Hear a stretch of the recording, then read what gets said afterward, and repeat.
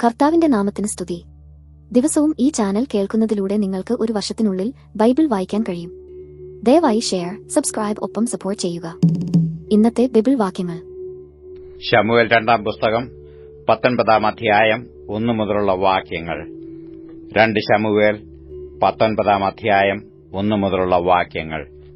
രാജാവ് അബ്ശലോമിനെ ചൊല്ലി ദുഃഖിച്ച് കരഞ്ഞുകൊണ്ടിരിക്കുന്നു എന്ന് യോവാബ് കേട്ടു. എന്നാൽ രാജാവ് തന്റെ മകനെക്കുറിച്ച് വ്യസനിച്ചിരിക്കുന്നു എന്ന് ആ ദിവസം ജനം കേട്ടതുകൊണ്ട് അന്നത്തേക്ക് ജയം ജനത്തിനൊക്കെയും ദുഃഖമായി തീർന്നു. ആകയാൽ യുദ്ധത്തിൽ തോറ്റിട്ട് നാണിച്ച് ഒളിച്ചു വരും പോലെ ജനം അന്ന് പട്ടണത്തിലേക്ക് ഒളിച്ചു കടന്നു. രാജാവ് മുഖം മൂടി, എന്റെ മകനെ അബ്ശലോമേ, അബ്ശലോമേ, എന്റെ മകനെ എന്ന് ഉറക്കെ നിലവിളിച്ചുകൊണ്ടിരുന്നു. അപ്പോൾ യോവാബ് അരമനയിൽ രാജാവിന്റെ അടുക്കൽ ചെന്ന് പറഞ്ഞത്: ഇന്ന് നിന്റെയും നിന്റെ പുത്രന്മാരുടെയും നിന്റെ ഭാര്യമാരുടെയും വെപ്പാട്ടികളുടെയും ജീവനെ രക്ഷിച്ചിരിക്കുന്ന നിന്റെ സകല ഭൃത്യന്മാരെയും നീ ഇന്ന് ലജ്ജിപ്പിച്ചിരിക്കുന്നു. നിന്നെ പകയ്ക്കുന്നവരെ നീ സ്നേഹിക്കുന്നു, നിന്നെ സ്നേഹിക്കുന്നവരെ നീ പകയ്ക്കുന്നു. പ്രഭുക്കന്മാരും ഭൃത്യന്മാരും നിനക്കേതുമില്ല എന്ന് നീ ഇന്ന് കാണിച്ചിരിക്കുന്നു. അബ്ശലോം ജീവിച്ചിരിക്കുകയും ഞങ്ങളെല്ലാവരും ഇന്ന് മരിക്കുകയും ചെയ്തിരുന്നുവെങ്കിൽ നിനക്ക് നല്ല പ്രസാദമാകുമായിരുന്നു എന്ന് എനിക്കിന്ന് മനസ്സിലായി. ആകയാൽ ഇപ്പോൾ എഴുന്നേറ്റ് പുറത്തു വന്ന് നിന്റെ ഭൃത്യന്മാരോടും സന്തോഷമായി സംസാരിക്ക. നീ പുറത്തു വരാത്ത പക്ഷം യഹോവയാണ് ഈ രാത്രി ആരും നിന്നോടുകൂടെ താമസിക്കുകയില്ല. അത് നിന്റെ ബാല്യം മുതൽ ഇതുവരെ നിനക്ക് ഭവിച്ചിട്ടുള്ള സകല അനർത്ഥത്തെക്കാളും വലിയ അനർത്ഥമായി തീരും. അങ്ങനെ രാജാവ് എഴുന്നേറ്റ് പടിവാതിൽക്കൽ ഇരുന്നു. രാജാവ് പടിവാതിൽക്കൽ ഇരിക്കുന്നുവെന്ന് ജനത്തിനെല്ലാം അറിവ് കിട്ടി. സകല ജനവും രാജാവിന്റെ മുമ്പിൽ വന്നു. ഇസ്രയേലിയർ താന്താങ്ങളുടെ വീടുകളിലേക്ക് ഓടിപ്പോയിരുന്നു. എല്ലാ ഇസ്രയേൽ ഗോത്രങ്ങളിലുമുള്ള ജനമൊക്കെയും തമ്മിൽ തർക്കിച്ചു, രാജാവ് നമ്മെ ശത്രുക്കളുടെ കൈയിൽ നിന്ന് രക്ഷിച്ചു, ഫെലിസ്ത്യരുടെ കൈയിൽ നിന്ന് നമ്മെ വിടിപ്പിച്ചതും അവൻ തന്നെ. ഇപ്പോഴോ അബ്ശലോം നിമിത്തം അവൻ നാടുവിട്ട് ഓടിപ്പോയിരിക്കുന്നു. നമുക്ക് രാജാവായി നാം അഭിഷേകം ചെയ്തിരുന്ന അബ്ശലോമോ പടയിൽ പട്ടുപോയി. ആകയാൽ രാജാവിനെ തിരികെ കൊണ്ടുവരുന്ന കാര്യത്തിൽ നിങ്ങൾ അനങ്ങാതിരിക്കുന്നത് എന്ത് എന്ന് പറഞ്ഞു. അനന്തരം ദാവീദ് രാജാവ് പുരോഹിതന്മാരായ സാദോക്കിന്റെയും അബ്യാഥാരിന്റെയും അടുക്കൽ ആളയച്ച് പറയിച്ചു തന്നാൽ, നിങ്ങൾ യഹൂദാ മൂപ്പന്മാരോട് പറയേണ്ടത്, രാജാവിനെ അരമനയിലേക്ക് തിരികെ കൊണ്ടുവരുന്ന കാര്യത്തിൽ നിങ്ങൾ പിമ്പന്മാരായി നിൽക്കുന്നതെന്ത്?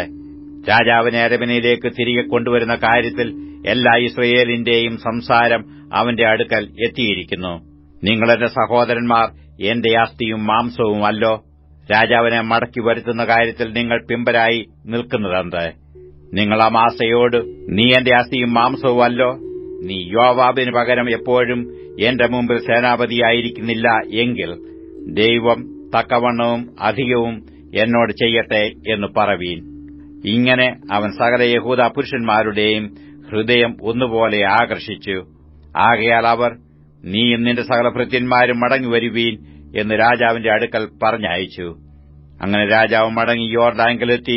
രാജാവിനെ എതിരേറ്റ് യോർദാൻ കടത്തിക്കൊണ്ടുപോരേണ്ടതിന് യഹൂദാ പുരുഷന്മാർ ഗിൽഗാലിൽ ചെന്നു. ബെഹ്റൂമിലെ ബെന്യാമീനായ ഗേരയുടെ മകൻ ശിമെയയും യഹൂദാ പുരുഷന്മാരോടുകൂടെ ദാവീദിനെ എതിരേൽപ്പാൻ ബന്ധപ്പെട്ടു ചെന്നു.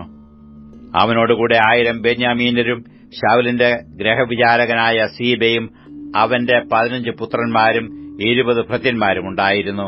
അവർ രാജാവ് കാൺകെ യോർദാൻ കടന്നു ചെന്നു. രാജാവിന്റെ കുടുംബത്തെ ഇക്കരെ കടത്തേണ്ടതിനും അവന്റെ ഇഷ്ടം പോലെ ചെയ്യേണ്ടതിനും ചെങ്ങാടം അക്കരെ ചെന്നിരുന്നു. അപ്പോൾ ഗേരയുടെ മകനായ ശിമെയി യോർദാൻ കടപ്പാൻ പോകുന്ന രാജാവിന്റെ മുമ്പിൽ വീണു രാജാവിനോട്, എന്റെ യജമാനൻ എന്റെ കുറ്റം എനിക്ക് കണക്കിടരുത്. യജമാനായ രാജാവ് യെരൂശലേമിൽ നിന്ന് പുറപ്പെട്ട ദിവസം അടിയൻ ചെയ്ത ദോഷം രാജാവ് മനസ്സിൽ വെക്കുകയും ഓർക്കുകയും അരുതേ. അടിയൻ പാപം ചെയ്തിരിക്കുന്നു എന്നു അറിയുന്നു. അതുകൊണ്ട് ഇതാ, യജമാനായ രാജാവിനെ എതിരേൽക്കേണ്ടതിന് ഇറങ്ങി വരുവാൻ യോസേഫിന്റെ സകല ഗ്രഹത്തിലും വെച്ച് അടിയൻ ഇന്ന് മുമ്പനായി വന്നിരിക്കുന്നു എന്ന് പറഞ്ഞു. എന്നാറെ സെരൂയയുടെ മകനായ അബീശായി, യഹോവയുടെ അഭിഷക്തനെ ശപിച്ചിരിക്കുന്ന ശിമെയി അത് നിമിത്തം മരണശിക്ഷ അനുഭവിക്കേണ്ടയോ എന്ന് ചോദിച്ചു. അതിന് ദാവീദ്, സെരൂയയുടെ പുത്രന്മാരെ, ഇന്ന് നിങ്ങൾ എനിക്ക് എതിരികളാകേണ്ടതിന് എനിക്കും നിങ്ങൾക്കും തമ്മിൽ എന്ത്? ഇന്ന് ഇസ്രയേൽ ഒരുത്തനെ കൊല്ലാമോ? ഇന്ന് ഞാൻ ഇസ്രയേലിന് രാജാവെന്ന് ഞാൻ അറിയുന്നില്ലയോ എന്ന് പറഞ്ഞു. പിന്നെ ശിമെയോട്, നീ മരിക്കയില്ല എന്ന് പറഞ്ഞു. രാജാവ് അവനോട് സത്യം ചെയ്തു. ശൌലിന്റെ മകനായ മെഫീബോശെത്തും രാജാവിനെ എതിരേൽപ്പാൻ വന്നു. രാജാവ് പോയ ദിവസം മുതൽ സമാധാനത്തോടെ മടങ്ങി വന്ന ദിവസം വരെ അവൻ തന്റെ കാലിന് രക്ഷ ചെയ്യുകയോ താടി ഒതുക്കുകയോ വസ്ത്രം അലക്കുകയോ ചെയ്തിരുന്നില്ല. എന്നാൽ അവൻ രാജാവിനെ എതിരേൽപ്പാൻ യെരൂശലേമിൽ നിന്ന് വന്നപ്പോൾ രാജാവ് അവനോട്, മെഫീബോശെത്തേ, നീ എന്നോടുകൂടെ വരാതിരുന്നത് എന്ത് എന്ന് ചോദിച്ചു. അതിനു അവൻ ഉത്തരം പറഞ്ഞത്, യജമാനായ രാജാവേ, എന്റെ ഭൃത്യൻ എന്നെ ചതിച്ചു കഴുതപ്പുറത്ത് കയറി രാജാവിനോടുകൂടെ പോകേണ്ടതിന് കോപ്പിടണമെന്ന് അടിയൻ പറഞ്ഞു. അടിയൻ മുടന്തനല്ലോ. അവൻ യജമാനായ രാജാവിനോട് അടിയനെക്കൊണ്ട് നുണയും പറഞ്ഞു. എങ്കിലും യജമാനായ രാജാവ് ദൈവദൂതന് തുല്യനാകുന്നു. തിരുമനസ്സിലെ ഇഷ്ടം പോലെ ചെയ്തുകൊള്ളുക. യജമാനായ രാജാവിന്റെ മുമ്പാകെ അടിയന്റെ പിതൃഭവനമൊക്കെയും മരണയോഗ്യരായിരുന്നു. എങ്കിലും അടിയനെ അവിടുത്തെ മേശയെങ്കിൽ ഭക്ഷിക്കുന്നവരുടെ കൂട്ടത്തിലാക്കി രാജാവിനോട് ആവലാതി പറവാൻ അടിയന് ഇനി എന്തു അവകാശമുള്ളൂ? രാജാവ് അവനോട്, നീ നിന്റെ കാര്യം ഇനി അധികം പറയുന്നത് എന്തിന്? നീയും സീബയും നിലം പകർത്തെടുത്തുകൊള്ളുവീൻ എന്ന് ഞാൻ കൽപ്പിക്കുന്നുവെന്ന് പറഞ്ഞു. മെഫീബോശെത്ത് രാജാവിനോട്, അല്ല, അവൻ തന്നെ മുഴുവനും എടുത്തുകൊള്ളട്ടെ. യജമാനായ രാജാവ് സമാധാനത്തോടെ അരമനയിൽ എത്തിയിരിക്കുന്നുവല്ലോ എന്ന് പറഞ്ഞു. ഗിലെയാദ്യനായ ബർസില്ലയെയും രോഗേലീമിൽ നിന്ന് വന്ന രാജാവിനെ യോർദാനക്കര കടത്തി യാത്രയയപ്പാൻ അവനോടുകൂടെ യോർദാൻ കടന്നു. ബർസില്ലയോ 80 വയസ്സുള്ളൊരു വയോധികനായിരുന്നു. രാജാവ് മഹനീമിൽ പാർത്തിരുന്ന കാലത്ത് അവൻ ഭക്ഷണ സാധനങ്ങൾ അയച്ചുകൊടുത്തു. അവൻ മഹാധനികനായിരുന്നു. രാജാവ് ബർസില്ലയോട്, എന്നോടുകൂടെ പോരുക, ഞാൻ നിന്നെ യെരൂശലേമിൽ എന്റെ അടുക്കൽ പാർപ്പിച്ച് രക്ഷിക്കുമെന്ന് പറഞ്ഞു. ബർസില്ലയോ രാജാവിനോട് പറഞ്ഞു തന്നാൽ, ഞാൻ രാജാവിനോടുകൂടെ യെരൂശലേമിൽ വരുന്നതെന്തിന്? ഞാൻ ഇനി എത്രനാൾ ജീവിച്ചിരിക്കും? എനിക്ക് ഇന്ന് 80 വയസ്സായിരിക്കുന്നു. നല്ലതും ആകാത്തതും എനിക്ക് തിരിച്ചറിയാമോ? ഭക്ഷണപാനങ്ങളുടെ സ്വാദ് അടിയനു അറിയാമോ? സംഗീതക്കാരുടെയും സംഗീതക്കാരത്തികളുടെയും സ്വരം എനിക്കിനി കേട്ട് രസിക്കാമോ? അടിയൻ യജമാനായ രാജാവിന് ഭാരമായി തീരുന്നത് എന്തിന്? അടിയൻ രാജാവിനോടുകൂടെ യോർദാൻ കടപ്പാനെ വിചാരിച്ചുള്ളൂ. രാജാവ് ഇതിനായി എനിക്ക് ഈ വിധം പ്രത്യുപകാരം ചെയ്യുന്നത് എന്തിന്? എന്റെ പട്ടണത്തിൽ എന്റെ അപ്പന്റെയും അമ്മയുടെയും കല്ലറയുടെ അടുക്കൽ വെച്ച് മരിക്കേണ്ടതിന് അടിയൻ വിടകൊള്ളട്ടെ. എന്നാൽ നിന്റെ ദാസനായ കിംഹ ഇതാ, അവൻ യജമാനായ രാജാവിനോടുകൂടെ പോരട്ടെ. നിനക്ക് പ്രസാദമായതു അവന് ചെയ്തു കൊടുത്താലും അതിന് രാജാവ്, കിംഹ എന്നോടുകൂടെ പോരട്ടെ, നിന്റെ ഇഷ്ടപ്രകാരം ഞാൻ അവന് ചെയ്തു കൊടുക്കാം. നീ എന്നോട് ആവശ്യപ്പെടുന്നതൊക്കെ ഞാൻ നിനക്കായി ചെയ്യും എന്ന് പറഞ്ഞു. പിന്നെ സകല ജനവും യോർദാൻ കടന്നു. രാജാവ് യോർദാൻ കടന്ന ശേഷം ബർസില്ലയെ ചുംബനം ചെയ്തു അനുഗ്രഹിച്ചു. അവൻ സ്വദേശത്തേക്ക് മടങ്ങിപ്പോയി. രാജാവ് ഗിൽഗാലിൽ ചെന്നു. കിംഹാമും അവനോടുകൂടെ പോയി. യഹൂദാ ജനമൊക്കെയും ഇസ്രായേൽ ജനം പാതിയും കൂടെ രാജാവിനെ ഈക്കര കൊണ്ടുവന്നു. അപ്പോൾ ഇസ്രായേൽ പുരുഷന്മാരൊക്കെയും രാജാവിന്റെ അടുക്കൽ വന്ന് രാജാവിനോട്, ഞങ്ങളുടെ സഹോദരന്മാരായ യഹൂദാ പുരുഷന്മാർ രാജാവിനെയും അവന്റെ കുടുംബത്തെയും ദാവീദിന്റെ സകല പരിചാരകന്മാരെയും മോഷ്ടിച്ചു കൊണ്ടുവന്നു യോർദാൻ കടത്തിയത് എന്ത് എന്ന് പറഞ്ഞു. അതിന് യഹൂദാ പുരുഷന്മാരൊക്കെയും ഇസ്രായേൽ പുരുഷന്മാരോട്, രാജാവ് ഞങ്ങൾക്ക് അടുത്ത ചാർച്ചക്കാരനാകൊണ്ട് തന്നെ അതിന് നിങ്ങൾ കോപിക്കുന്നതെന്തിന്? ഞങ്ങൾ രാജാവിന്റെ വക വല്ലതും തിന്നുവോ? അവൻ ഞങ്ങൾക്ക് വല്ല സമ്മാനവും തന്നുവോ എന്ന് ഉത്തരം പറഞ്ഞു. ഇസ്രായേൽ പുരുഷന്മാർ യഹൂദാ പുരുഷന്മാരോട്, രാജാവിങ്കൽ ഞങ്ങൾക്ക് 10 ഓഹരിയുണ്ട്. ദാവീദിങ്കൽ ഞങ്ങൾക്ക് നിങ്ങളെക്കാൾ അധികം അവകാശവുമുണ്ട്. നിങ്ങൾ ഞങ്ങളെ ധിക്കരിച്ചതെന്ത്? ഞങ്ങളുടെ രാജാവിനെ തിരികെ കൊണ്ടുവരേണ്ടതിന് ഞങ്ങളല്ലയോ ആദ്യം പറഞ്ഞത് എന്ന് ഉത്തരം പറഞ്ഞു. എന്നാൽ യഹൂദാ പുരുഷന്മാരുടെ വാക്ക് ഇസ്രായേൽ പുരുഷന്മാരുടെ വാക്കിനേക്കാൾ അധികം കഠിനമായിരുന്നു. ശമൂവേൽ 2 പുസ്തകം 20 അധ്യായം 1 മുതലുള്ള വാക്യങ്ങൾ. 2 ശമൂവേൽ 20 അധ്യായം 1 മുതലുള്ള വാക്യങ്ങൾ. എന്നാൽ ബെന്യാമീനായി ബിക്രിയുടെ മകനായ ശേബ എന്നു പേരുള്ള ഒരു നീചൻ അവിടെ ഉണ്ടായിരുന്നു. അവൻ കാഹളമൂതി, ദാവീദിങ്കൽ നമുക്ക് ഓഹരിയില്ല, ഇശയുടെ മകങ്കൽ അവകാശവുമില്ല, ഇസ്രായേലേ, നിങ്ങൾ വീട്ടിലേക്ക് പോയിക്കൊള്ളുവീൻ എന്ന് പറഞ്ഞു. അപ്പോൾ ഇസ്രായേലൊക്കെയും ദാവീദിനെ വിട്ടു പിന്മാറി ബിക്രിയുടെ മകനായ ശേബയുടെ പക്ഷം ചേർന്നു. യഹൂദാ പുരുഷന്മാരോ യോർദാൻ തുടങ്ങി യെരൂശലേം വരെ തങ്ങളുടെ രാജാവിനോട് ചേർന്ന് നടന്നു. ദാവീദ് യെരൂശലേമിൽ അരമനയിലെത്തി അരമന സൂക്ഷിപ്പാൻ പാർപ്പിച്ചിരുന്ന 10 വെപ്പാട്ടികളെയും രാജാവ് അന്തഃപുരത്തിൽ ആക്കി രക്ഷിച്ചുവെങ്കിലും അവരുടെ അടുക്കൽ ചെന്നില്ല. അങ്ങനെ അവർ ജീവപര്യന്തം കാവലിലിരുന്നു വൈധവ്യം ആചരിച്ചു. അനന്തരം രാജാവ് അമാസയോട്, നീ 3 ദിവസത്തിനകം യഹൂദ പുരുഷന്മാരെ വിളിച്ചുകൂട്ടി അവരുമായി ഇവിടെ വരിക എന്ന് പറഞ്ഞു. അങ്ങനെ അമാസ യഹൂദ പുരുഷന്മാരെ വിളിച്ചുകൂട്ടുവാൻ പോയി. എന്നാൽ കൽപ്പിച്ച അവധിയിലധികം അവൻ താമസിച്ചുപോയി. എന്നാൽ ദാവീദ് അബീശായിയോട്, അബ്ശലോം ചെയ്തതിനേക്കാളും ബിക്രിയുടെ മകനായ ശേബ ഇപ്പോൾ നമുക്ക് അധികം ദോഷം ചെയ്യും. അവൻ ഉറപ്പുള്ള വല്ല പട്ടണത്തിലും കടന്ന് നമ്മുടെ ദൃഷ്ടിയിൽ നിന്ന് തെറ്റിപ്പോകാതിരിക്കേണ്ടതിന് നീ നിന്റെ യജമാനന്റെ സേവകരെ കൂട്ടിക്കൊണ്ട് അവനെ പിന്തുടരുക എന്ന് പറഞ്ഞു. അങ്ങനെ യോവാബിന്റെ ആളുകളും ക്രേത്യരും പ്ലേത്യരും സകല വീരന്മാരും ബിക്രിയുടെ മകനായ ശേബയെ പിന്തുടരുവാൻ യെരൂശലേമിൽ നിന്ന് പുറപ്പെട്ടു. അവർ ഗിബെയോനിലെ വലിയ പാറയുടെ അടുക്കലെത്തിയപ്പോൾ അമാസ അവർക്കെതിരെ വന്നു. എന്നാൽ യോവാബ് ധരിച്ചിരുന്ന പടയങ്കിമേൽ ഒരു കച്ചയിൽ ഉറയോടുകൂടെ ഒരു വാൾ അരക്കി കെട്ടിയിരുന്നു. അവൻ നടക്കുമ്പോൾ അത് വീണുപോയി. യോവാബ് അമാസയോട്, സഹോദര, സുഖം തന്നെയോ എന്നു പറഞ്ഞു അമാസയെ ചുമനം ചെയ്യുവാൻ വലത്തു കൈകൊണ്ട് അവന്റെ താടിക്ക് പിടിച്ചു. എന്നാൽ യോവാബിന്റെ കയ്യിൽ വാളിരിക്കുന്നത് അമാസ സൂക്ഷിച്ചില്ല. യോവാബ് അവനെ അതുകൊണ്ട് വയറ്റത്ത് കുത്തി കുടൽ ചോർത്തിക്കളഞ്ഞു. രണ്ടാമത് കുത്തേണ്ടി വന്നില്ല. അവൻ മരിച്ചുപോയി. യോവാബും അവന്റെ സഹോദരനായ അബീശായിയും ബിക്രിയുടെ മകനായ ശേബയെ പിന്തുടർന്നു. യോവാബിന്റെ ബാല്യക്കാരിൽ ഒരുത്തൻ അതിനരികെ നിന്നുകൊണ്ട് യോവാബിനോട് ഇഷ്ടമുള്ളവനും ദാവീദിന്റെ പക്ഷക്കാരനും യോവാബിന്റെ പിന്നാലെ ചെല്ലട്ടെ എന്ന് പറഞ്ഞു. അമാസ വഴിനടുവിൽ രക്തത്തിൽ മുഴുകി കിടന്നതുകൊണ്ട് ജനമൊക്കെയും നിൽക്കുന്നുവെന്ന് കണ്ടിട്ട് അവൻ അമാസയെ വഴിയിൽ നിന്ന് വയലിലേക്ക് മാറ്റി അവിടെ എത്തുന്നവനെല്ലാം നിൽക്കുന്നുവെന്ന് കാണുക കൊണ്ട് അവനൊരു വസ്ത്രം അവന്റെ മേലിട്ടു. അവനെ പെരുവഴിയിൽ നിന്ന് മാറ്റിയ ശേഷം എല്ലാവരും ബിക്രിയുടെ മകനായ ശേബയെ പിന്തുടരുവാൻ യോവാബിന് പിന്നാലെ പോയി. എന്നാൽ ശേബ എല്ലാ ഇസ്രയേൽ ഗോത്രങ്ങളിലും കൂടി കടന്ന് ആബേലിലും ബേത്മാഖായിലും എല്ലാ ബേര്യരുടെ അടുക്കലും ചെന്നു. അവരും ഒന്നിച്ചുകൂടി അവന്റെ പിന്നാലെ ചെന്നു. മറ്റവർ വന്നു ബേത്മാഖായയോട് ചേർന്ന ആബേലിൽ അവനെ നിരോധിച്ചു പട്ടണത്തിനു നേരെ വാടകോരി. അത് കിടങ്ങിന്റെ വക്കത്തായിരുന്നു. യുവാബിനോട് കൂടെയുള്ള എല്ലാ പടജനവും മതിൽ തള്ളിയിടുവാൻ തക്കവണ്ണം ഇടിച്ചു തുടങ്ങി. അപ്പോൾ ജ്ഞാനമുള്ള ഒരു സ്ത്രീ, കേൾപ്പീൻ കേൾപ്പീൻ, ഞാൻ യോവാബിനോട് സംസാരിക്കേണ്ടതിന് ഇവിടെ അടുത്തു വരുവാൻ അവനോട് പറവീൻ എന്ന് പട്ടണത്തിൽ നിന്ന് വിളിച്ചു പറഞ്ഞു. അവൻ അടുത്തു ചെന്നപ്പോൾ, നീ യോവാബോ എന്ന് ആ സ്ത്രീ ചോദിച്ചു. അതെ എന്നു അവൻ പറഞ്ഞു. അവൾ അവനോട്, അടിയന്റെ വാക്ക് കേൾക്കണമേ എന്ന് പറഞ്ഞു. ഞാൻ കേൾക്കാം എന്നു അവൻ പറഞ്ഞു. എന്നാറെ അവൾ ആബേലിൽ ചെന്ന് ചോദിക്കണമെന്ന് പണ്ടൊക്കെ പറയുകയും അങ്ങനെ കാര്യം തീർക്കുകയും ചെയ്യുക പതിവായിരുന്നു. ഞാൻ ഇസ്രയേലിൽ സമാധാനവും വിശ്വസ്തതയും ഉള്ളവരിൽ ഒരുത്തിയാകുന്നു. നീ ഇസ്രയേലിൽ ഒരു പട്ടണത്തെയും ഒരു മാതാവിനെയും നശിപ്പിപ്പാൻ നോക്കുന്നു. നീ യഹോവയുടെ അവകാശം മുടിച്ചു കളയുന്നത് എന്ത് എന്ന് പറഞ്ഞു.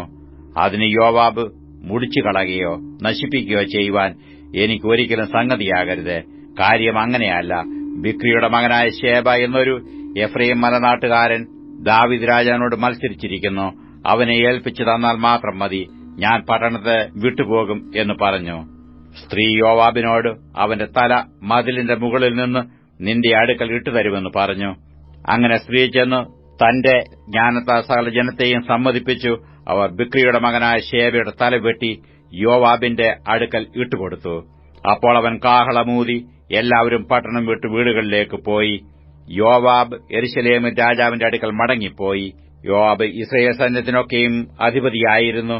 യഹോയാദായുടെ മകനായ ബെനയാവ് ക്രേത്യരുടെയും പ്ലേത്യരുടെയും നായകനായിരുന്നു.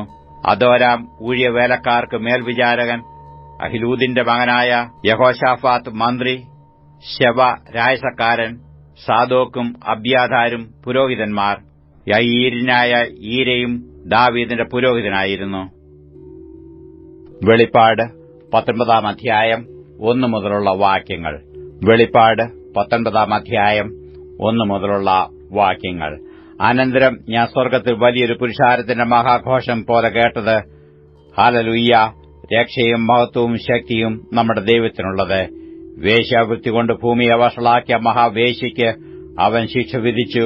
തന്റെ ദാസന്മാരുടെ രക്തം അവരുടെ കൈയിൽ നിന്ന് ചോദിച്ച് പ്രതികാരം ചെയ്യുകൊണ്ട് അവന്റെ ന്യായവിധികൾ സത്യവും നീതിയുമുള്ളവ. അവർ പിന്നെയും ഹല്ലേലൂയ്യ, അവരുടെ പുക എന്നേക്കും പൊങ്ങുന്നു എന്ന് പറഞ്ഞു. 24 മൂപ്പന്മാരും 4 ജീവികളും ആമേൻ ഹല്ലേലൂയ്യ എന്ന് പറഞ്ഞു. സിംഹാസനത്തിൽ ഇരിക്കുന്ന ദൈവത്തെ വീണ് നമസ്കരിച്ചു. നമ്മുടെ ദൈവത്തിന്റെ സകലദാസന്മാരും ഭക്തന്മാരുമായി ചെറിയവരും വലിയവരും ആയുള്ളവരെ അവനെ വാഴ്ത്തുവീനെന്ന് പറയുന്നൊരു ശബ്ദം സിംഹാസനത്തിൽ നിന്ന് പുറപ്പെട്ടു. അപ്പോൾ വലിയ പുരുഷാരത്തിന്റെ ഘോഷം പോലെയും പെരുവെള്ളത്തിന്റെ ഇരച്ചിൽ പോലെയും തകർത്ത ഇടിമുഴക്കം പോലെയും ഞാൻ കേട്ടത്. ഹല്ലേലൂയ! സർവശക്തിയുള്ള നമ്മുടെ ദൈവമായ കർത്താവ് രാജ്യത്വം ഏറ്റിരിക്കുന്നു. നാം സന്തോഷിച്ചു ഉല്ലസിച്ചു അവന് മഹത്വം കൊടുക്കുക. കുഞ്ഞാടിന്റെ കല്യാണം വന്നുവല്ലോ, അവന്റെ കാന്തയും തന്നെത്താൻ ഒരുക്കിയിരിക്കുന്നു. അവൾക്ക് ശുദ്ധവും ശുഭ്രവുമായ വിശേഷവസ്ത്രം ധരിപ്പാൻ കൃപ ലഭിച്ചിരിക്കുന്നു. ആ വിശേഷവസ്ത്രം വിശുദ്ധന്മാരുടെ നീതിപ്രവൃത്തികൾ തന്നെ. പിന്നെ അവൻ എന്നോട്, കുഞ്ഞാടിന്റെ കല്യാണ സദ്യയ്ക്ക് ക്ഷണിക്കപ്പെട്ടവർ ഭാഗ്യവാന്മാർ എന്ന് എഴുതുക എന്ന് പറഞ്ഞു. ഇത് ദൈവത്തിന്റെ സത്യവചനം എന്നും എന്നോട് പറഞ്ഞു. ഞാൻ അവനെ നമസ്കരിക്കേണ്ടതിന് അവന്റെ കാൽക്കൽ വീണു. അപ്പോൾ അവൻ എന്നോട്, അതരുത്. ഞാൻ നിനക്കും യേശുവിന്റെ സാക്ഷ്യമുള്ള നിന്റെ സഹോദരന്മാർക്കും സഹഭൃത്യനത്രേ. ദൈവത്തെ നമസ്കരിക്ക. യേശുവിന്റെ സാക്ഷ്യമോ പ്രവചനത്തിന്റെ ആത്മാവ് തന്നെ എന്ന് പറഞ്ഞു. അനന്തര സ്വർഗ്ഗം തുറന്നിരിക്കുന്നത് ഞാൻ കണ്ടു. ഒരു വെള്ളക്കുതിര പ്രത്യക്ഷമായി. അതിന്മേൽ ഇരിക്കുന്നവനും വിശ്വസ്തനും സത്യവാനും എന്നു പേർ. അവൻ നീതിയോടെ വിധിക്കുകയും പോരാടുകയും ചെയ്യുന്നു.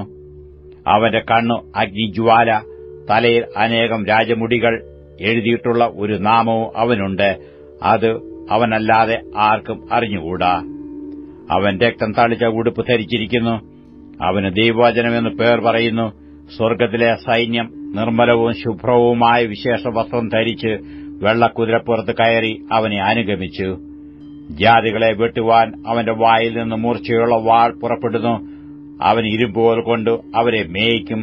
സർവശക്തിയുള്ള ദൈവത്തിന്റെ കോപവും ക്രോധവുമായ മദ്യത്തിന്റെ ചക്ക് അവൻ മെതിക്കുന്നു.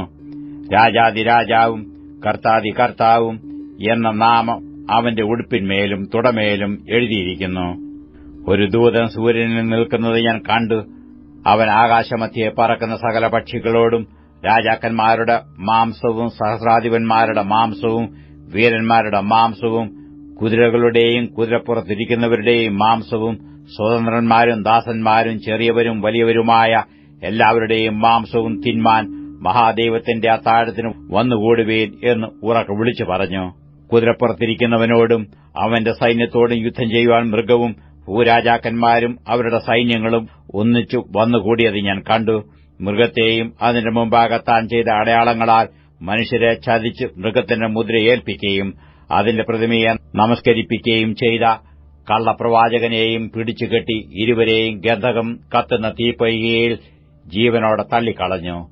ശേഷിച്ചവരെ കുതിരപ്പുറത്തിരിക്കുന്നവന്റെ വായിൽ നിന്ന് പുറപ്പെടുന്ന വാൾ കൊണ്ട് കൊന്ന് അവരുടെ മാംസം തിന്ന് സകല പക്ഷികൾക്കും തൃപ്തി വന്നു. വെളിപ്പാട് 20-ാം അധ്യായം 1 മുതലുള്ള വാക്യങ്ങൾ. വെളിപ്പാട് 20-ാം അധ്യായം 1 മുതലുള്ള വാക്യങ്ങൾ. അനന്തരം ഒരു ദൂതൻ അഗാധത്തിന്റെ താക്കോലും ഒരു വലിയ ചങ്ങലയും കയ്യിൽ പിടിച്ചുകൊണ്ട് സ്വർഗ്ഗത്തിൽ നിന്ന് ഇറങ്ങുന്നത് ഞാൻ കണ്ടു. അവൻ പിശാചും സാത്താനും എന്നുള്ള പഴയ പാമ്പായ മഹാസർപ്പത്തെ പിടിച്ചു 1000 ആണ്ടേക്ക് ചങ്ങലയിട്ടു. 1000 ആണ്ട് കഴിയുവോളം ജാതികളെ വഞ്ചിക്കാതിരിപ്പാൻ അവനെ അഗാധത്തിൽ തള്ളിയിട്ടു അടച്ചു പൂട്ടുകയും മീതെ മുദ്രയിടുകയും ചെയ്തു.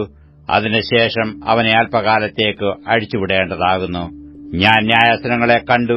അവയിൽ ഇരിക്കുന്നവർക്ക് ന്യായവിധിയുടെ അധികാരം കൊടുത്തു. യേശുവിന്റെ സാക്ഷ്യവും ദൈവവചനവും നിമിത്തം തല ഛേദിക്കപ്പെട്ടവരും മൃഗത്തെയോ അതിന്റെ പ്രതിമയെയോ നമസ്കരിക്കാതിരുന്നവരും നെറ്റിയിലും കൈമേലും അതിന്റെ മുദ്ര കൈക്കൊള്ളാതിരുന്നവരുമായവരുടെ ആത്മാക്കളെയും ഞാൻ കണ്ടു.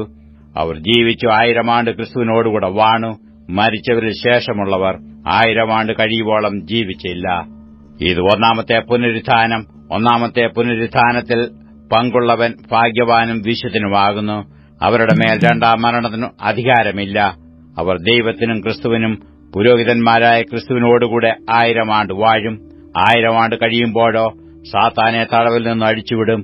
അവൻ ഭൂമിയുടെ 4 ദിക്കിലുമുള്ള ജാതികളായി സംഖ്യയിൽ കടൽപ്പുറത്തെ മണൽ പോലെയുള്ള ഗോഗ് മാഗോഗ് എന്നിവരെ യുദ്ധത്തിനായി കൂട്ടിച്ചേർക്കേണ്ടതിന് വശീകരിപ്പാൻ പുറപ്പെടും. അവർ ഭൂമിയിൽ പരക്കെ ചെന്ന് വിശുദ്ധന്മാരുടെ പാളയത്തെയും പ്രിയ നഗരത്തെയും വളയും. എന്നാൽ ആകാശത്തുനിന്ന് തീയിറങ്ങി അവരെ ദഹിപ്പിച്ചു കളയും. അവരെ വഞ്ചിച്ച പിശാചിനെ, മൃഗവും കള്ളപ്രവാചകനും കിടക്കുന്ന ഗന്ധക തീപ്പൊയ്കയിലേക്ക് തള്ളിയിടും. അവർ എന്നേക്കും രാപകൽ ദണ്ഡനം സഹിക്കേണ്ടി വരും. ഞാൻ വലിയൊരു വെള്ളസിംഹാസനവും അതിൽ ഒരുത്തൻ ഇരിക്കുന്നതും കണ്ടു. അവന്റെ സന്നിധിയിൽ നിന്ന് ഭൂമിയും ആകാശവും ഓടിപ്പോയി. അവയെ പിന്നെ കണ്ടില്ല. മരിച്ചവർ ആബാലവൃത്തം സിംഹാസനത്തിന് മുമ്പിൽ നിൽക്കുന്നതും കണ്ടു. പുസ്തകങ്ങൾ തുറന്നു. ജീവന്റെ പുസ്തകം എന്ന് മറ്റൊരു പുസ്തകവും തുറന്നു. പുസ്തകങ്ങളിൽ എഴുതിയിരുന്നതിനു ഒത്തവണ്ണം മരിച്ചവർക്ക് അവരുടെ പ്രവൃത്തികൾക്ക് അടുത്ത ന്യായവിധി ഉണ്ടായി. സമുദ്രം തന്നിലുള്ള മരിച്ചവരെ ഏൽപ്പിച്ചുകൊടുത്തു. മരണവും പാതാളവും തങ്ങളിലുള്ള മരിച്ചവരെ ഏൽപ്പിച്ചുകൊടുത്തു. ഓരോരുത്തനും അവനവന്റെ പ്രവൃത്തികൾക്കടുത്ത വിധിയുണ്ടായി. മരണത്തെയും പാതാളത്തെയും തീപ്പൊയ്കയിൽ തള്ളിയിട്ടു. ഈ തീപ്പൊയ്ക രണ്ടാമത്തെ മരണം. ജീവപുസ്തകത്തിൽ പേരെഴുതി കാണാത്ത ഏവനെയും തീപ്പൊയ്കയിൽ തള്ളിയിടും. 143 സങ്കീർത്തനം 1 മുതലുള്ള വാക്യങ്ങൾ. 143 സങ്കീർത്തനം. യഹോവേ, എന്റെ പ്രാർത്ഥന കേട്ടു എന്റെ യാചനകൾക്ക് ചെവി തരയണമേ. നിന്റെ വിശ്വസ്തതയാലും നീതിയാലും എനിക്ക് ഉത്തരമരുളയണമേ. അടിയനെ ന്യായവിസ്താരത്തിൽ പ്രവേശിപ്പിക്കരുതേ. ജീവനുള്ളവൻ ആരും തിരുസന്നിധിയിൽ നീതിമാനാകയില്ലല്ലോ. ശത്രു എന്റെ പ്രാണനെ ഉപദ്രവിച്ചിരിക്കുന്നു. അവൻ എന്നെ നിലത്തിട്ട് തകർത്തിരിക്കുന്നു. പണ്ടേ മരിച്ചവരെപ്പോലെ അവൻ എന്നെ ഇരുട്ടിൽ പാർപ്പിച്ചിരിക്കുന്നു. ആകയാൽ എന്റെ മനം എന്റെ ഉള്ളിൽ വിഷാദിച്ചിരിക്കുന്നു. എന്റെ ഹൃദയം എന്റെ ഉള്ളിൽ സ്തംഭിച്ചിരിക്കുന്നു. ഞാൻ പണ്ടത്തെ നാളുകളെ ഓർക്കുന്നു. നിന്റെ സകല പ്രവൃത്തികളെയും ഞാൻ ധ്യാനിക്കുന്നു. നിന്റെ കൈകളുടെ പ്രവൃത്തിയെ ഞാൻ ചിന്തിക്കുന്നു. ഞാൻ എന്റെ കൈകളെ നിങ്കിലേക്ക് മലർത്തുന്നു. വരണ്ട നിലം പോലെ എന്റെ പ്രാണൻ നിനക്കായി ദാഹിക്കുന്നു. യഹോവേ, വേഗം എനിക്ക് ഉത്തരമരുളയണമേ. എന്റെ ആത്മാവ് കാംക്ഷിക്കുന്നു. ഞാൻ കുഴിയിൽ ഇറങ്ങുന്നവരെ പോലെയാകാതിരിപ്പാൻ നിന്റെ മുഖത്തെ എനിക്ക് മറയ്ക്കരുതേ. രാവിലെ നിന്റെ ദയ എന്നെ കേൾക്കുമാറാക്കണമേ. ഞാൻ നിന്നിൽ ആശ്രയിക്കുന്നുവല്ലോ. ഞാൻ നടക്കേണ്ടുന്ന വഴി എന്നെ അറിയിക്കണമേ. ഞാൻ എന്റെ ഉള്ളം നിങ്കിലേക്ക് ഉയർത്തുന്നുവല്ലോ. യഹോവേ, എന്റെ ശത്രുക്കളുടെ കൈയിൽ നിന്നും എന്നെ വിടുവിക്കണമേ. നിന്റെ അടുക്കൽ ഞാൻ മറവിനായി വരുന്നു. നിന്റെ ഇഷ്ടം ചെയ്യുവാൻ എന്നെ പഠിപ്പിക്കണമേ.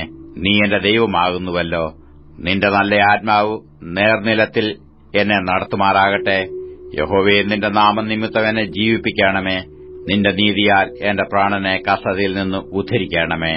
നിന്റെ ദയയാൽ എന്റെ ശത്രുക്കളെ സംഹരിക്കണമേ. എന്റെ പ്രാണനെ പീഡിപ്പിക്കുന്നവരെയൊക്കെയും നശിപ്പിക്കണമേ. ഞാൻ നിന്റെ ദാസൻ ആകുന്നുവല്ലോ.